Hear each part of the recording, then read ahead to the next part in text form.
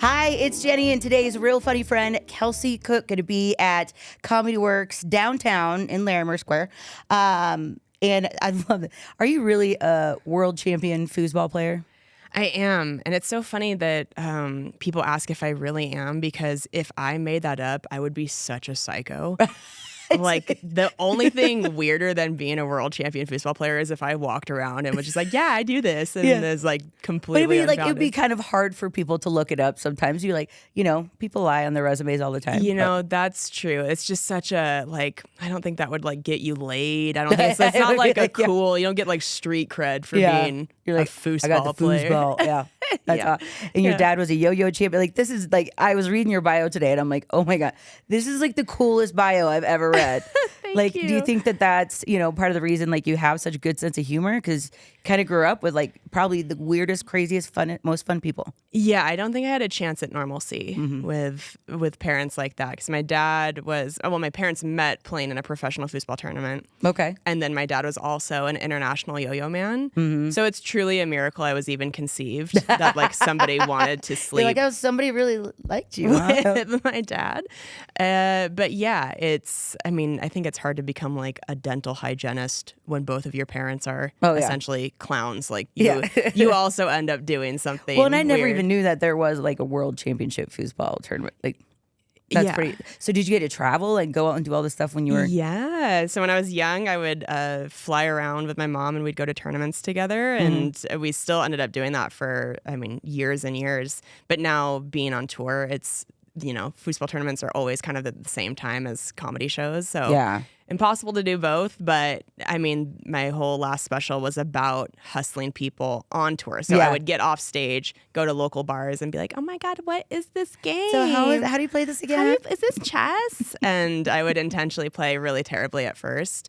And then we'd put money on the table. And then that's when I'd pull out my foosball grip that's glove. The nice little side hustle after. I love that though. Yeah. I wish there was something that I was good at like that. There's just not. I can't think of a single one like that. I remember my brother used to have one foosball table in his in college. He still has it. If we're being honest, he's a grown child.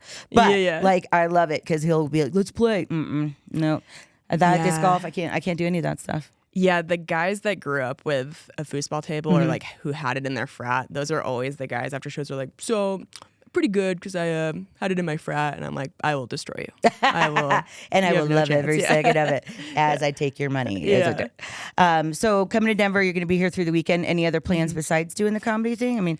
Watch out, she's going to hustle. But maybe we'll hustle people.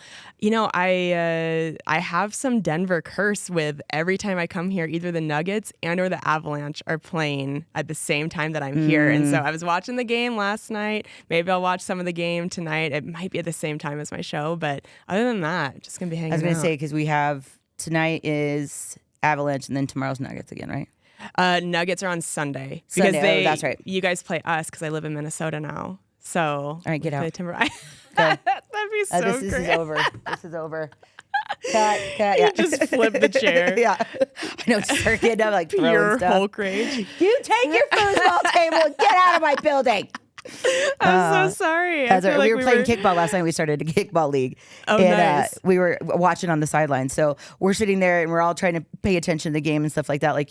Yeah. It, of course, happened to be right when the game started, was right when ours was. We'd come over the sidelines, we're like, oh.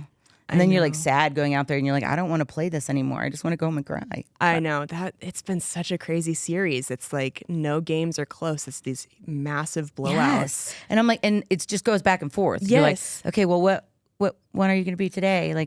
Pretty princess? I think it's personally they just want to go to 7 games to make money. Oh. Yeah, conspiracies. Yeah, we're still going to beat you guys, but it's okay. We'll do it in game 7. I am so I don't know. I'm talking a lot trash. And then I'm nervous. I'm am I jinxing it? Oh my gosh. I know. I'm sitting here. I'm just going to keep it to myself. Yeah. So don't hold that against her. You got to go and check her out. And her special. I played kickball last night. Now I can't even talk. But her special, The Hustler, we were just talking about it. It's hilarious. You got to check that out as well. You. But comedyworks.com, get some tickets and go Nuggets. Go Wolves.